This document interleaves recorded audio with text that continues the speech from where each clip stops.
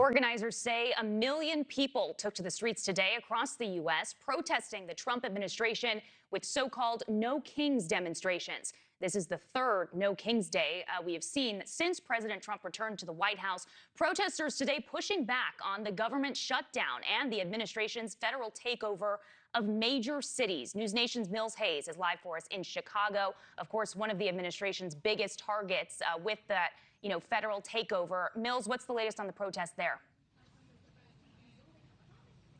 Hi, Brooke. Well, there still are some protesters that are trickling about, but most everyone has dispersed. And there were thousands, if not tens of thousands of people that were downtown earlier today. It started a little bit before noon, and then it lasted for about 3 to 4 hours. And we saw tons of people out there, people who are really frustrated with what's happening right now with the Trump administration. And of course, Chicago has really been a flashpoint for a lot of the immigration policies from President Trump. We've seen ICE enforcement operations all across the Chicagoland area. And of course, we've seen those protests outside of the Broadview ICE facility just west of Chicago. And we spoke with lots of people who were frustrated about that, of course, and even one immigrants' rights leader saying that this month has been the most horrific month for the immigrant community here in Chicago. And we even saw Governor Pritzker join the marchers as they left from Grant Park all the way downtown. They walked for about 7 blocks until they got to Trump Tower.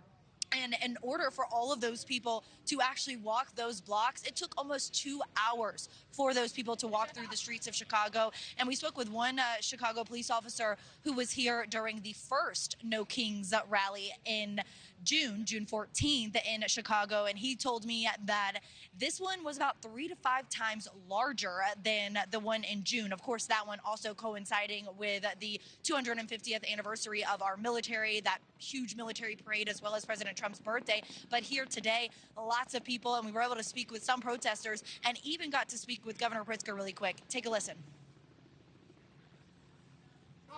Look at the crowd. Look how peaceful, and everybody's standing up for democracy. I love it. Oh, my God. If he's not hearing us, he's not listening.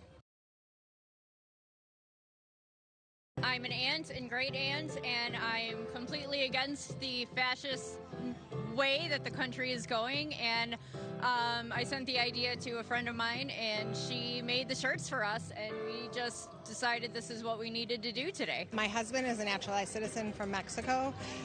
I don't feel comfortable with him coming out here with me, nor my kids. They're brown. For my husband, I make him carry his passport everywhere he goes. Those women, if you guys could tell, were wearing shirts that said Antifa, a play on the words, of course, from the group Antifa. And President Trump's administration has designated Antifa a terrorist organization within the last month. And those women telling me that to them, that's not what Antifa is all about, saying that it's not an organized group and that it's really just people who are against fascism. And that's what they see the Trump administration as. And so it was really peaceful throughout the day. And we also saw a lot of people wearing costumes throughout the day, the inflatables, and people wearing Statue of Liberty costumes as well, Brooke. Thank you for watching. Subscribe below and download our NewsNation app right now on your phone, and you will get fact-based, unbiased news for all Americans.